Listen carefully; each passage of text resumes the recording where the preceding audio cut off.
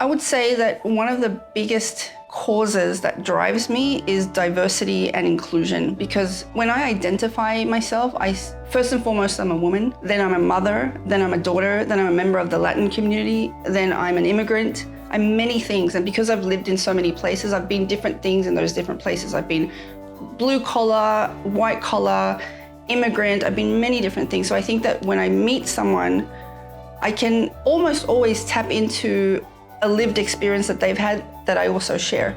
I was born and raised in Sydney, Australia. I am a first-generation Australian. My grandparents actually immigrated from Uruguay to Sydney, I think in the late 60s. And there they built community, and my parents met each other and they had us. I'm one of four. Just trying to navigate the landscape there as a kind of like a fish out of water. Amidst all of that, for some reason, I did really well at school and I got accepted into law. So because I did a combined degree in law and international studies, the international studies degree required 1 year of study abroad, right? So I had to go overseas somewhere. I chose South America because I wanted to speak Spanish. Okay, so when I was in Chile, specifically talking about myself as a human and a leader, I went into this company called Evaluserve, where it was an outsourcing company primarily led by, folks from India. They were looking for leaders to kind of lead teams in this kind of hub that they had in Chile. The issue was that the people in those teams were from Chile, from India, from Brazil, from all over the world.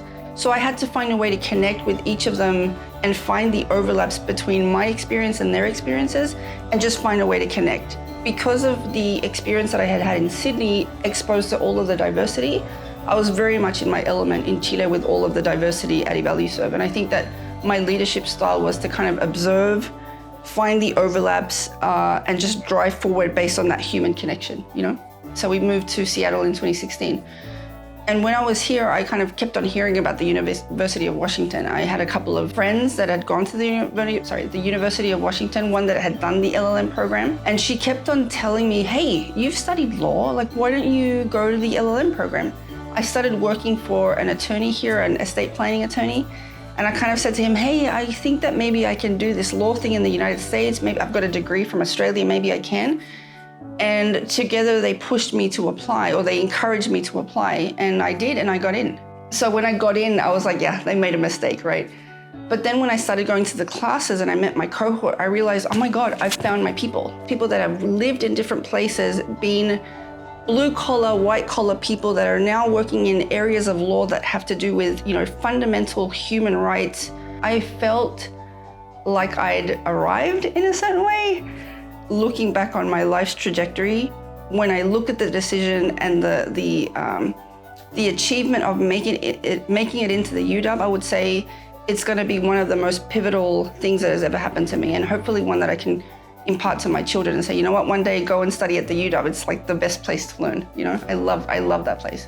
The most fascinating people to me have been the leaders that lead with a lot of intelligence, but a lot of kindness. And I seek to emulate that in my own career going forward. And I would say that the biggest thing that the UW School of Law has taught me is that you can lead with both intelligence and kindness. And that's something that I'm going to take forward with me for the rest of my life. We're working on a project specifically for the United Nations Sustainable Development Group, so it's quite broad in scope, and it deals with important issues such as climate change, engagement with the private sector. So it's very, very pressing issues that are facing the world today. As a leader, I feel immense responsibility to drive forward this cause, collectively with the colleagues in a really mindful way that takes into consideration marginalized groups, environmental causes, the future of the world. And it's not about me. It's not about, I want to change the world. It's about how can I use my mind and my heart together with the colleagues around me to drive forward this cause, right? So I feel